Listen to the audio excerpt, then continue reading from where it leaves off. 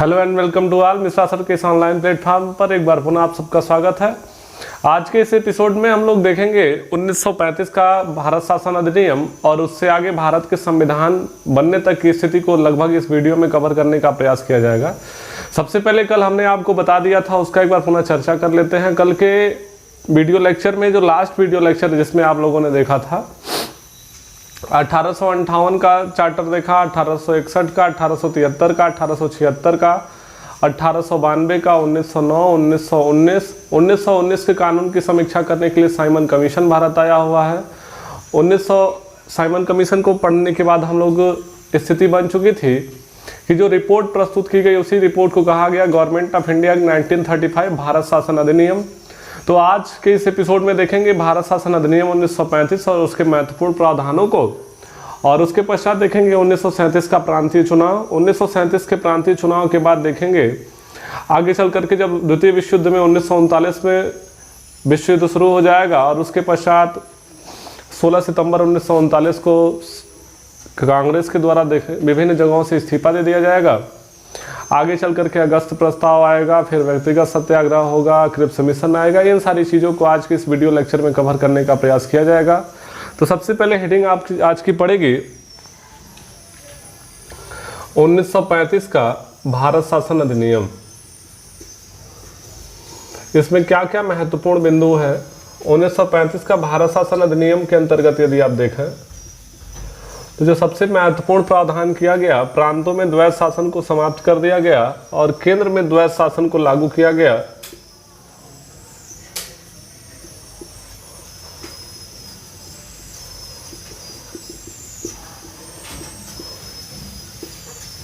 दूसरी बात देखेंगे वर्तमान भारतीय संविधान पर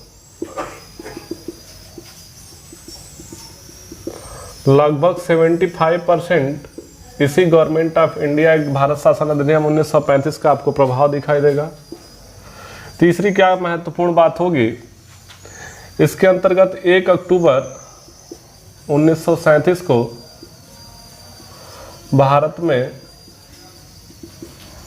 संघीय न्यायालय की स्थापना की जाएगी। संघीय न्यायालय की स्थापना जिसमें बाबू एक चीफ जस्टिस होंगे। एक चीफ जस्टिस का नाम आप याद रखिएगा, पेपर में पूछा जाता है, मैरिस ग्वायर। यदि संघीय न्यायालय के किसी भी जज के खिलाफ कोई आपको शिकायत दर्ज करनी है तो इंग्लैंड स्थित प्रिवी काउंसिल में ही हो सकता था, अन्य कहीं पर उसके खिलाफ कोई शिकायत नहीं हो सकती थी। तो एक मुख्य न्यायाधीश थे और 7 अदर जस्टिस हुआ करते थे। इस बात को आप ध्यान रखेंगे।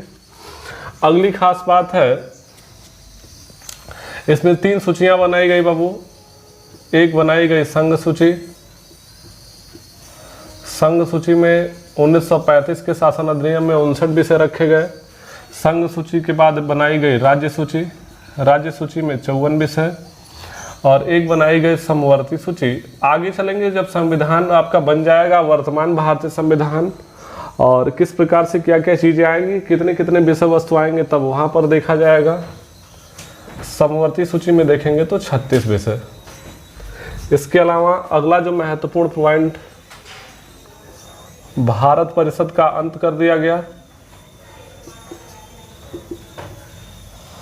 छठा महत्वपूर्ण पॉइंट यदि देखें 1935 के भारत शासन अधिनियम में, तो जो पृथक निर्वाचन प्रणाली थी, पृथक निर्वाचन प्रणाली या सांप्रदायिक निर्वाचन प्रणाली, पृथक निर्वाचन प्रणाली का आपको विस्तार दिखाई देगा। स्पेशली इसको बढ़ा दिया गया, इसमें शामिल कर लिया गया हरिजन को, आंग्ल भारतीयों को शामिल कर लिया गया,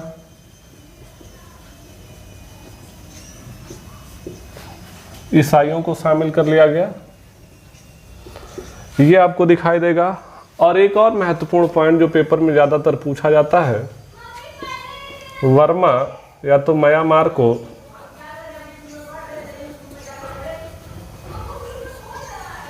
भारत से अलग कर दिया गया। यहाँ से एक महत्वपूर्ण प्रश्न बन सकता है, यदि आपसे कोई पूछा जाए वर्मा या म्यांमार को भारत से अलग कर दिया गया, यहाँ से 2 प्रश्न बनते हैं। एक प्रश्न पूछा जाता है वर्मा या म्यांमार को भारत को किस अधिनियम के तहत अलग किया गया, तो बताएंगे 1935। लेकिन किस वर्ष अलग किया गया, तब इसका सही जवाब बता देंगे 1937 में। एक्ट आया 1935 में, इसको लागू किया गया है। वर्मा को भारत से अलग किया गया है 1937 के। 1935 के भारत शासन अधिनियम की महत्वपूर्ण कह लीजिए प्रावधान थे, जिसकी चर्चा कर दी गई। 1935 के प्रांतीय चुनाव, 1935 के भारत शासन अधिनियम के बाद 1937 के प्रांतीय चुनाव, जो पेपर में प्रश्न बनते हैं उसकी चर्चा कर लेते हैं। 1937 का प्रांतीय चुनाव हुआ और 1937 के प्रांतीय चुनाव में आप देखेंगे तो कांग्रेस बाबू 6 जगह पूर्ण बहुमत के साथ इनकी सरकार आएगी। कांग्रेस की 2 जगह मिलीजुली सरकार होगी।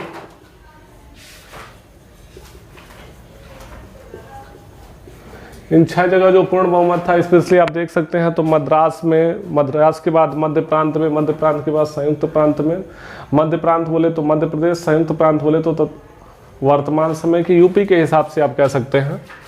तो मद्रास में, मध्य प्रांत में, संयुक्त प्रांत में, बिहार में, उड़ीसा में इत्यादि जगहों पर कांग्रेस पूर्ण बहुमत के साथ सरकार बनाएगी। उत्तर प्रदेश या संयुक्त प्रांत में बात करें, बेसिकली हम लोग यूपी के एग्जाम को फोकस कर रहे हैं तो इसको जानना जरूरी है। संयुक्त प्रांत के पहले सीएम के तौर पर तत्कालीन समय में जो प्रदेश का मुखिया होता था उसको प्रधानमंत्री बोला जाता था, वर्तमान दृष्टिकोण से सीएम बोला जाता है। तो संयुक्त प्रांत या उत्तर प्रदेश का यदि पहला मुख्यमंत्री आप देखें तो गोविंद वल्लभ पंत जी रहे। गोविंद वल्लभ पंत। संयुक्त प्रांत के पेपर में पूछा जाता है बाबू पहले विधि मंत्री बता दीजिए, या विधि मंत्रालय किसके प्रमुख रहा, तो आप बता देंगे के.एन. काटजू को। के.एन. काटजू के बाद यदि आप देखें एक और मंत्रालय पूछा जाता है, वित्त मंत्रालय, तो उत्तर प्रदेश के पहले वित्त मंत्री रहे बाबू, उनका नाम था रफ़ी अहमद किदवई। रफ़ी अहमद किदवई। यहां तक की बात क्लियर है। 1937 के प्रांतीय चुनाव के बाद इस प्रकार की स्थितियां बनी, कांग्रेस शासन चलाएगी, सरकार चलाएगी। और 1939 में जब विश्व युद्ध शुरू होगा उसके पश्चात देखेंगे 16 सितंबर 1939 को कांग्रेस के द्वारा कांग्रेस मंत्रिमंडल जो है त्यागपत्र दे देगा। तो हम साइड हो जाते हैं, इसका एक स्क्रीनशॉट ले लेंगे। उसके पश्चात कुछ महत्वपूर्ण तारीखें हैं जो पेपर में अक्सर पूछी जाती हैं, यूपी के एग्जाम में तारीख का भी बड़ा महत्वपूर्ण है। तो जो महत्वपूर्ण तारीखें हैं उसको हम नोट कर देते हैं, इसको ध्यान से अच्छे से नोट्स बनाएंगे तो यहाँ से बनने वाले प्रश्न आपके गलत नहीं होंगे। चलिए आइए देखते हैं कौन कौन सी महत्वपूर्ण तारीख है।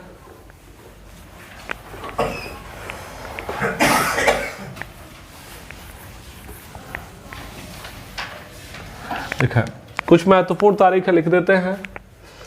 16 सितंबर 1939 को कांग्रेस मंत्रिमंडल ने बाबू इस्तीफा दे दिया। ये पहली महत्वपूर्ण तारीख। 16 सितंबर के बाद दूसरी जो महत्वपूर्ण तारीख है 22 दिसंबर 1939। 22 दिसंबर 1939 को मुस्लिम लीग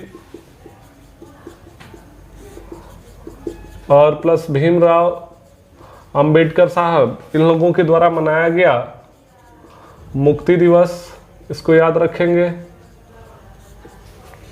22 दिसंबर 1939 के बाद 8 अगस्त 1940 को आएगा अगस्त प्रस्ताव, और अगस्त प्रस्ताव को स्वीकार नहीं किया जाएगा। शुरुआत में ऐसा भ्रम बना कि भारतीय या कांग्रेस ने, चूंकि लाडले लेखकों ने अपने मन से अनाउंसमेंट कर दिया कि द्वितीय विश्व युद्ध में कांग्रेस भाग लेने जा रही है। अगस्त प्रस्ताव को हालांकि ठुकरा दिया गया। जवाहरलाल नेहरू को JLN से रिप्रेजेंट करना है। जवाहरलाल नेहरू ने अगस्त प्रस्ताव को क्या कहा है बाबू, दरवाजे पर जंग लगी कील के समान बताया है। इसको आप ध्यान रखेंगे।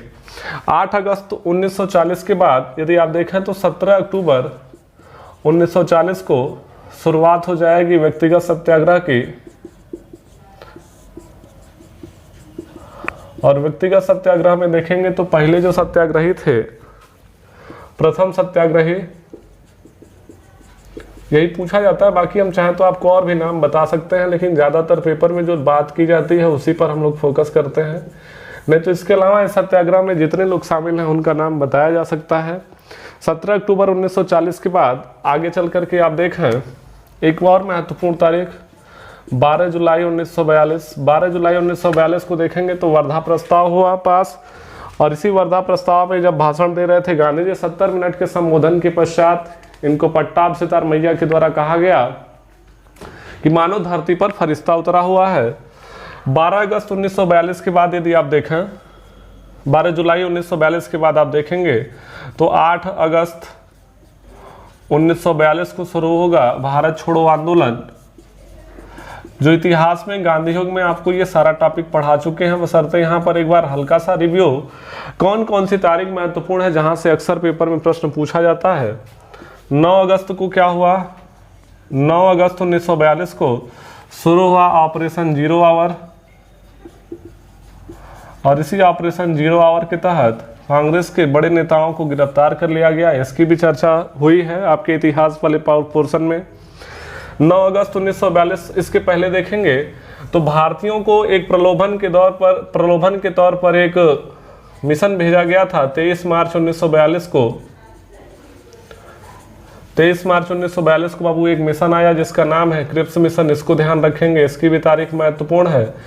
क्रिप्स मिशन स्पेशली यह आया है स्टैफोर्ड क्रिप्स की अध्यक्षता में, स्टैफोर्ड क्रिप्स की अध्यक्षता में आया था। पेपर में पूछा जाता है कि क्रिप्स मिशन को किसने भेजा था, तो बता देंगे कंजर्वेटिव पार्टी के मुखिया, कंजर्वेटिव पार्टी के हेड हुआ करते थे, तत्कालीन समय में प्रधानमंत्री के पद पर थे, उनका नाम था विंस्टन चर्चिल।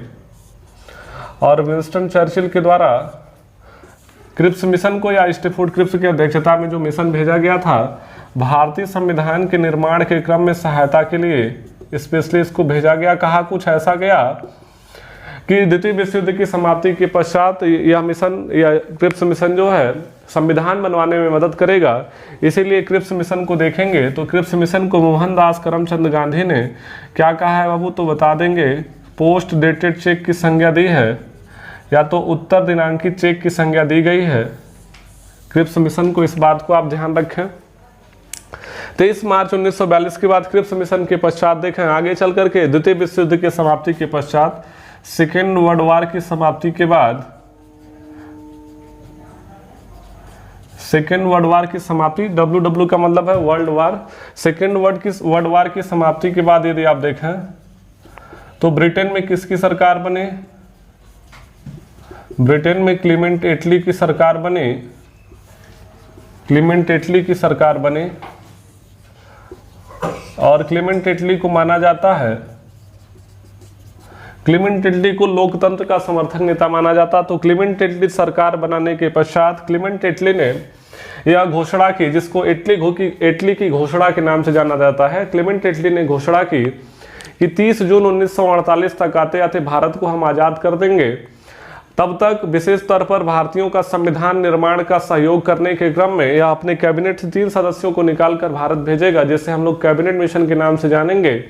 24 मार्च 1946 को अब वो कैबिनेट मिशन भारत आएगा। कैबिनेट मिशन की 2 जिम्मेदारी सौंपी गई कि एक आकर के वह भारत में अंतरिम सरकार का निर्माण करे, और दूसरा इसका महत्वपूर्ण काम था कि यह संविधान के बनवाने के क्रम में संविधान सभा का गठन करे। जो चूंकि इस सभा का कार्य ही था संविधान बनाना, इसलिए इस सभा का नाम रखा जाएगा संविधान सभा। तो क्लीमेंट एटली के द्वारा भारत में भेजा जाएगा एक मिशन जिसका नाम होगा कैबिनेट मिशन। इसी कैबिनेट मिशन की सिफारिश पर कैबिनेट मिशन बाबू भारत कब आया है, मार्च 1946 में। जुलाई 1946 में देखेंगे इसी कैबिनेट मिशन की सिफारिश के आधार पर प्रत्येक 10 लाख की जनसंख्या पर 1:10 लाख लिख रहे हैं। ये 10 लाख जो है जनसंख्या को रिप्रेजेंट कर रहा है, और एक जो है ये सदस्य, प्रत्येक 10 लाख की जनसंख्या पर एक सदस्य चुना गया। इस प्रकार संविधान सभा में टोटल 389 सदस्यों की संख्या सुनिश्चित की गई थी। 389 सदस्यों की संख्या सुनिश्चित की गई। इस कैबिनेट मिशन में कौन कौन से महत्वपूर्ण लोग रहे हैं उनका नाम देख लेते हैं। एक अध्यक्ष का नाम पेपर में पूछा जाता है, तो कैबिनेट मिशन के जो अध्यक्ष रहे हैं उनका नाम है बाबू Lord Pethick Lawrence. Lord Pethick Lawrence जो हैं कैबिनेट मिशन के अध्यक्ष हुआ करते थे। उसके पश्चात आप देखें तो क्रिप्स मिशन के मुखिया यहाँ पर सदस्य के तौर पर आए हैं, जिसका नाम है स्टेफोर्ड क्रिप्स। पेपर में पूछा जाता है कि स्टेफोर्ड क्रिप्स के कैबिनेट में किस विभाग के प्रमुख हुआ करते थे, तो व्यापार मंडल ये प्रमुख हुआ करते थे। और एक आदमी है जिसका नाम है एबी अलेक्जेंडर। और एबी अलेक्जेंडर यदि आपसे कोई पूछे कि किस डिपार्टमेंट के ये प्रमुख हुआ करते थे, तो नौसेना प्रमुख। अब हमने आपको बता दिया कि कैबिनेट मिशन जो भारत में आया है, कैबिनेट मिशन का क्या क्या काम था। कैबिनेट मिशन को 2 जिम्मेदारी सौंपी गई। एक जो है अंतरिम सरकार का गठन,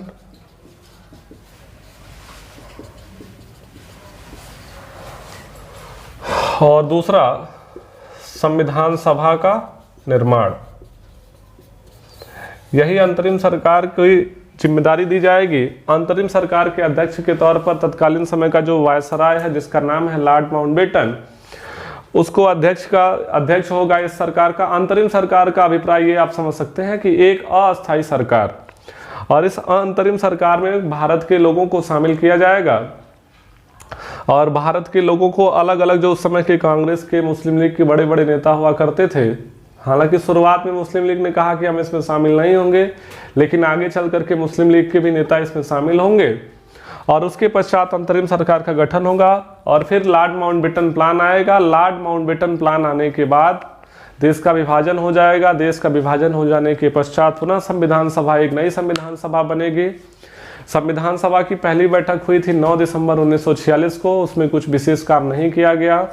जितने लोग उपस्थित थे, फाइनली यही बस एक काम हुआ कि सबसे कि उसको अध्यक्ष चुन लिया जाए। तो पेपर में पूछा जाएगा कि संविधान सभा का पहला अध्यक्ष कौन था, या अस्थायी अध्यक्ष बोला जाता है सामान्यतः, तो आप बताएंगे डॉक्टर सच्चिदानंद सिन्हा। अब ये प्रश्न पुराने हो गए हैं। ज़्यादातर प्रश्न यदि यहाँ से आएगा तो पूछे जाने की संभावना होगी कि सच्चिदानंद सिन्हा को संविधान सभा का प्रथम अध्यक्ष क्यों चुना गया, तो आप बता देंगे वरिष्ठता क्रम के आधार पर।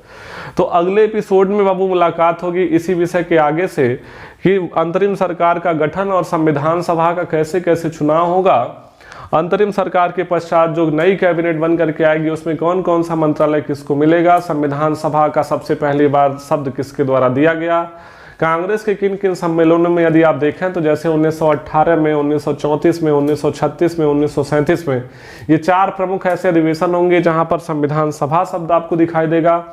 भारत में संविधान सभा जैसे शब्दों का उल्लेख सबसे पहली बार बाल गंगाधर तिलक ने किया। आगे चल करके 1922 के आसपास देखेंगे तो मोहनदास करमचंद गांधी जी ने किया। इन सभी विषय वस्तु के साथ अगले एपिसोड में मुलाकात होगी इसी चैनल पर। यदि आपको यह हमारा प्रयास अच्छा लग रहा है तो आगामी यूपीएससी परीक्षा के लिए भरोसा बना करके चलें कि जो जीएस सेक्शन से, जीएस सेगमेंट से पॉलिटी एक बड़ा महत्वपूर्ण टॉपिक और सब्जेक्ट है, जिसका काफ़ी बड़ा वेटेज है यूपीएससी के एग्जाम में। और हर एक एग्जाम में पॉलिटी से तो प्रश्न बनते ही बनते हैं, आसान सा विषय है। आप साथ बनाए रखें, चैनल पर बराबर बने रहें, वीडियो को लाइक करें, शेयर करें, सब्सक्राइब करें, बेल आइकन अवश्य दबाएं, जिससे अगला जो भी कोई वीडियो मिले तो उसकी नोटिफिकेशन आपको जल्द से जल्द प्राप्त हो सके। धन्यवाद। जय हिंद, जय भारत।